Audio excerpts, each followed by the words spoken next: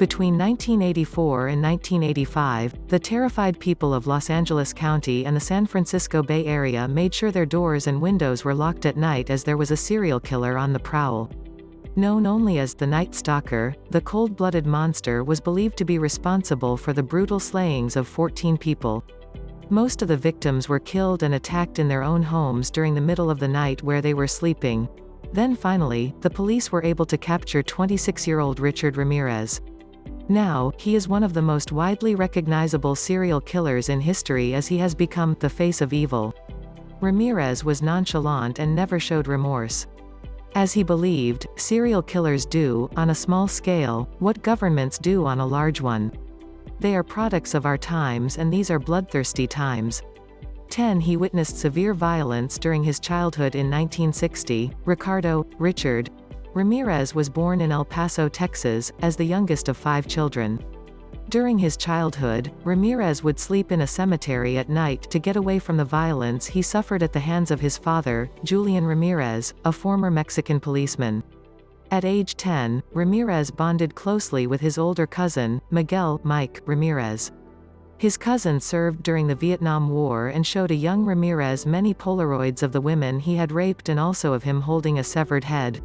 Ramirez was also a witness to his cousin killing his wife, Jessie, during a domestic argument. Mike shot her in the head with a .38 caliber rifle. Mike was found not guilty by reason of insanity, and he was also never punished for his war crimes.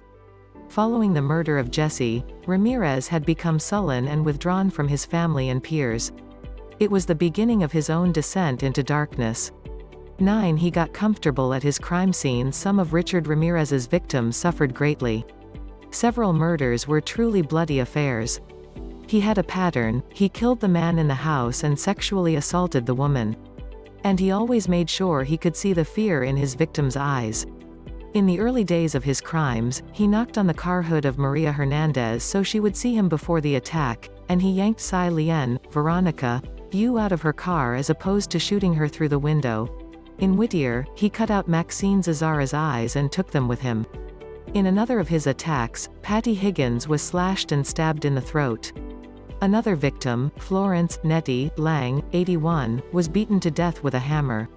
Investigators referred to him as an enraged killer, because of how viciously his victims were killed. But in several instances, Ramirez didn't just kill and leave, he stuck around and made himself comfortable in the homes of his victims.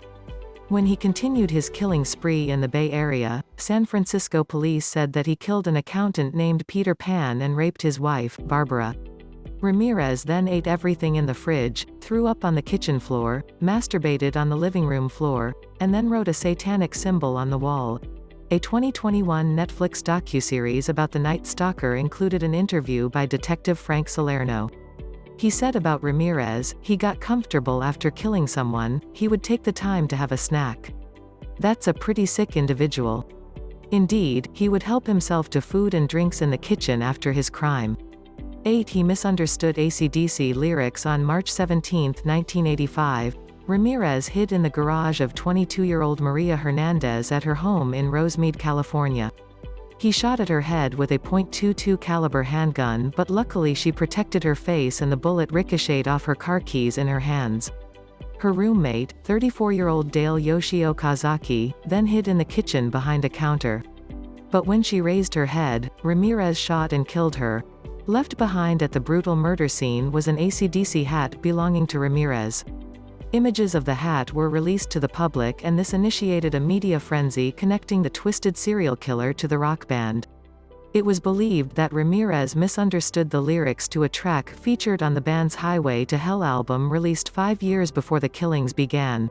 The band's co-founder, Malcolm Young, explained, "That song is not called Night Stalker. It's called Night Prowler, and it's about things you used to do when you were a kid, like sneaking into a girlfriend's bedroom when her parents were asleep. The lyrics are, was that a noise out your window or a shadow on your blind? And you lie there naked like a body in a tomb, suspended animation as I slip into your room." Lead singer Brian Johnson also added, "It just sickens you, you know. It sickens you to have anything to do with that kind of thing." 7. He was not the original Night Stalker. Before Ramirez, there was another serial killer known as the Night Stalker, who equally terrorized California with his brutal killing spree. In Northern California from 1976 to 1979 and Southern California from 1979 to 1986, authorities were on the hunt for the Night Stalker, the East Area Rapist, the Diamond Knot Killer, and the Golden State Killer. Then in 2018, they were able to connect 72-year-old Joseph DeAngelo to 14 murders and 69 cases of sexual assault following DNA breakthroughs. Similarities between the two serial killers were that they both operated in the state of California, they both invaded the homes of their victims, they both chose to kill at night, and they were both sinisterly known for killing the husbands first before attacking the wife.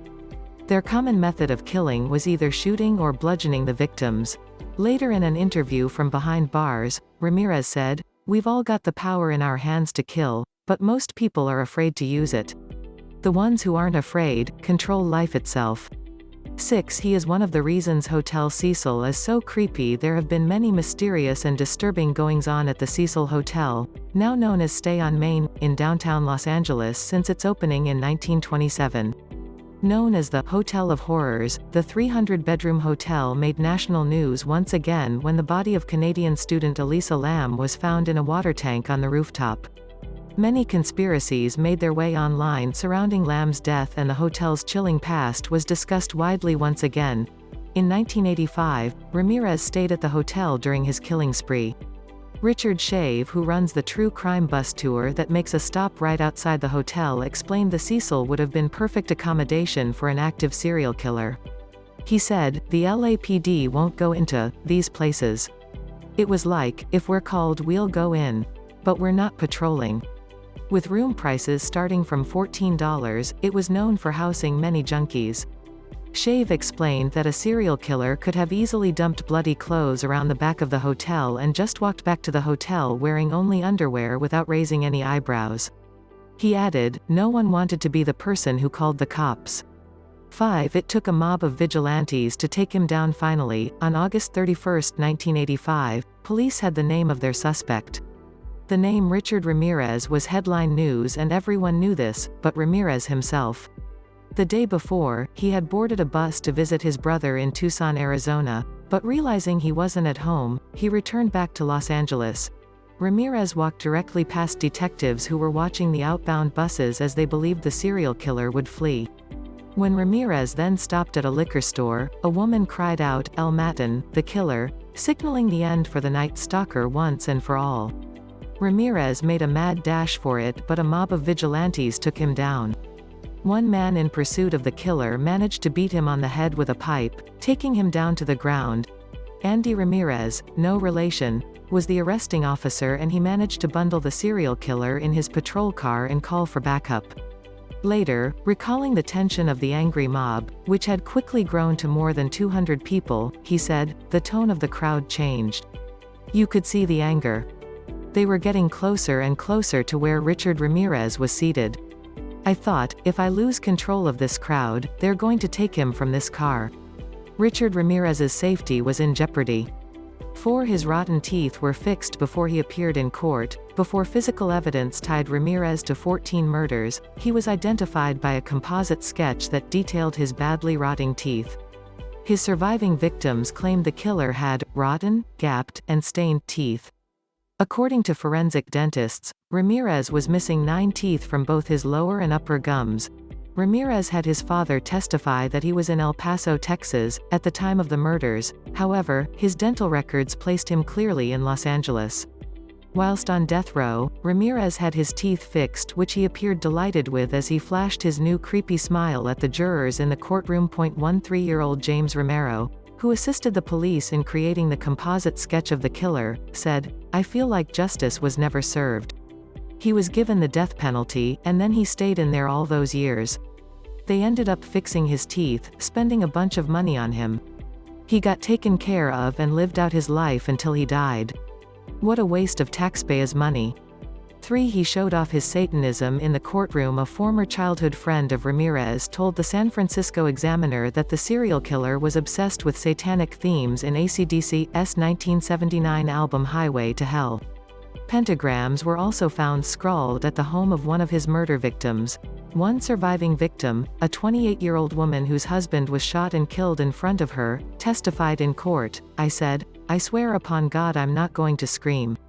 He said, "Don't swear upon God, swear upon Satan." Ramirez then accused her of hiding valuables in the home and asked for the location of a diamond ring.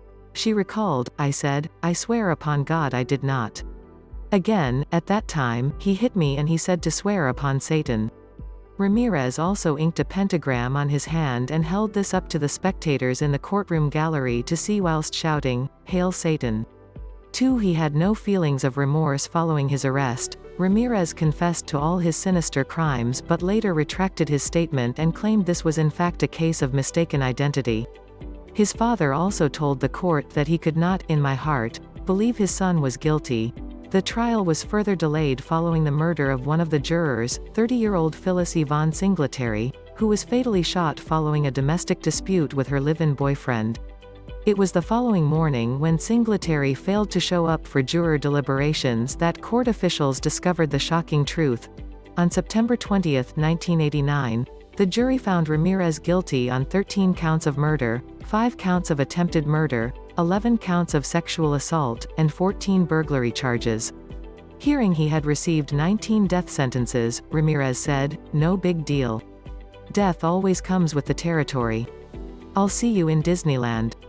Ramirez lived out the rest of his years on death row at San Quentin State Prison and he never showed any remorse for his crimes. 1. He married behind bars on death row.